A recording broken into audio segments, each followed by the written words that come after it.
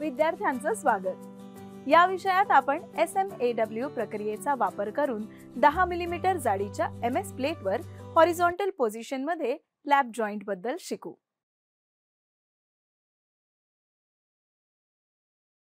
या विषयाच्या शेवटी तुम्ही सक्षम व्हाल टॅक वेल्डिंग आणि वेल्डिंग प्रक्रियेसाठी योग्य इलेक्ट्रोड्स निवडण्यास, हॉरिझॉन्टल पोझिशनमध्ये लॅप जॉइंटमध्ये प्लेट तयार आणि सेट करण्यास, टॅक वेल्ड करण्यास, SMAW वापरून horizontal position weld lap joint करण्यास, दोषांसाठी वेल्डमेन्सची तपासणी करण्यास।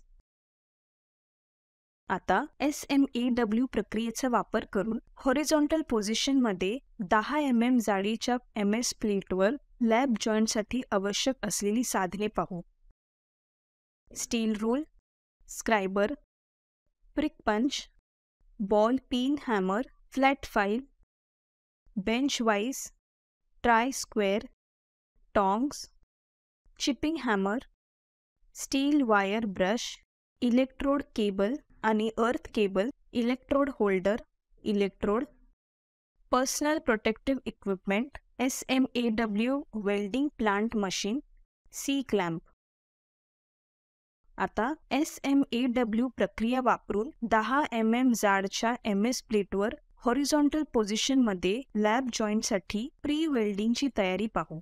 2 10 mm जाड MS प्लेट्स कापून घ्या। 150 mm length by 50 mm width. कडांना फाईल करा आणि प्लेट्सची तपासणी करा।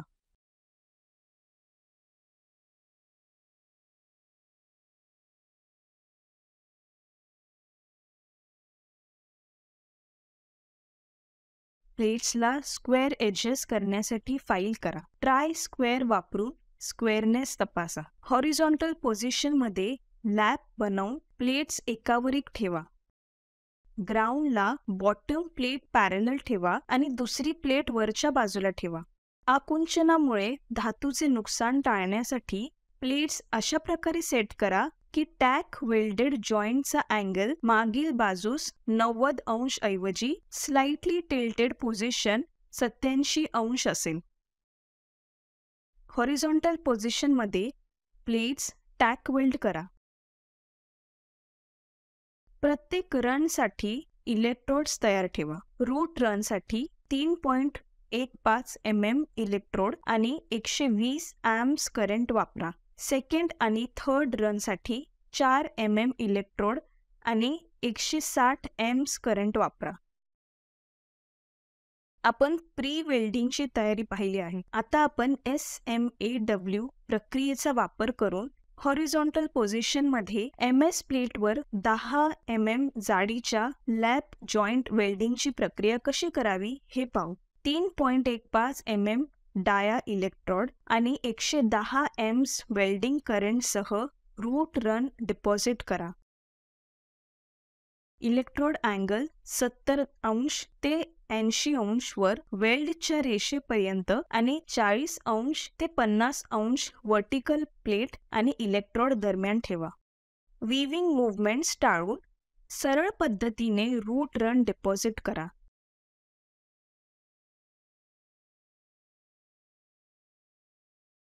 डेस्लॅग करा आणि रूट बेड पूर्णपणे स्वच्छ करा। 4 mm इलेक्ट्रोड आणि 160 amps वेल्डिंग करंटसह सेकंड रन डिपॉझिट करा। बॉटम प्लेटला इलेक्ट्रोडचा अँगल 55 अंश ते 65 अंश असावा आणि वर्टिकल प्लेटला 25 अंश ते 35 अंश आणि लाईन ऑफ वेल्डला 70 अंश ते 80 अंश असावा। स्ट्रिंगर बीड टेक्निकचा वापर करून सेकंड आणि थर्ड रन डिपॉझिट करा। सेकंड रन काही प्रमाणात रूट रन झाकून आणि काही प्रमाणात खालच्या प्लेटवर जमा करावा लागेल। शॉर्ट आर्क वापरून इलेक्ट्रोडला स्थिर गती द्या। शॉर्ट आर्क म्हणजे इलेक्ट्रोड आणि बेस मेटल मधील अंतर। अंतर इलेक्ट्रोडच्या व्यासापेक्षा कमी असावा। डेस्लॅग करा आणि स्वच्छ करा। 4 mm डाया सह तिसरी आणि फायनल रन जमा करा. 160 एम्प्स वेल्डिंग करंटसह इलेक्ट्रोड ते लाईन ऑफ वेल्डचा अँगल 70 अंश ते 80 अंश आणि दोन्ही प्लेट्स 40 अंश ते 50 अंश असावा. थर्ड रन अशा प्रकारे जमा करावा लागेल की तो काही प्रमाणात रूट रन, काही प्रमाणात सेकंड रन आणि काही प्रमाणात वर्टिकल प्लेटला व्यापून टाकेल. आवश्यक थ्रोट थिकनेस राखण्यासाठी थर्ड रनच्या बॉटम टो लाईनमध्ये अंतर नसावा. खड्डा भरणे आणि बीड साफ करणे सुनिश्चित करा.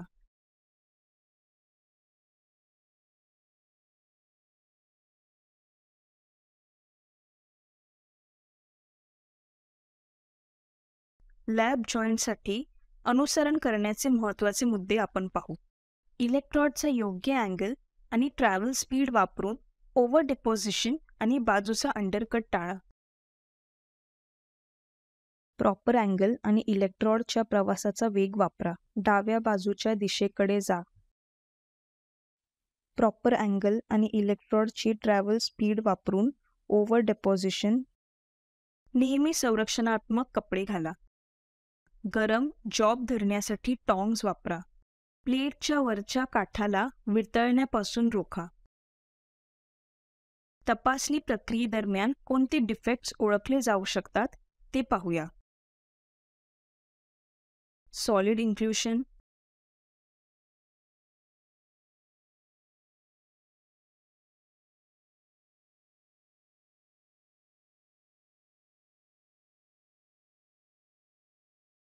Over deposition,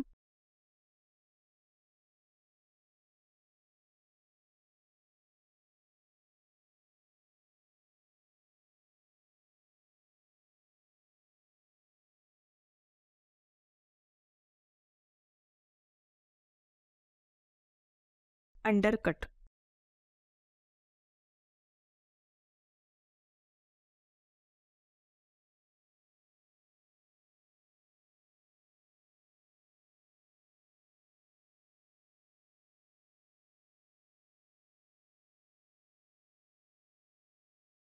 lack of penetration.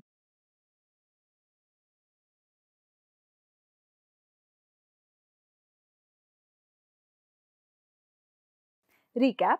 या विषयात तुम्ही शिकलात योग्य इलेक्ट्रोड निवडायला, प्लेट्सला लॅप जॉईंट हॉरिझॉन्टल पोझिशन आणि टॅक वेल्डमध्ये सेट करायला, लॅप वेल्डिंग करायला, पृष्ठभागांवरील दोषांसाठी वेल्डमेंट्स तपासायला.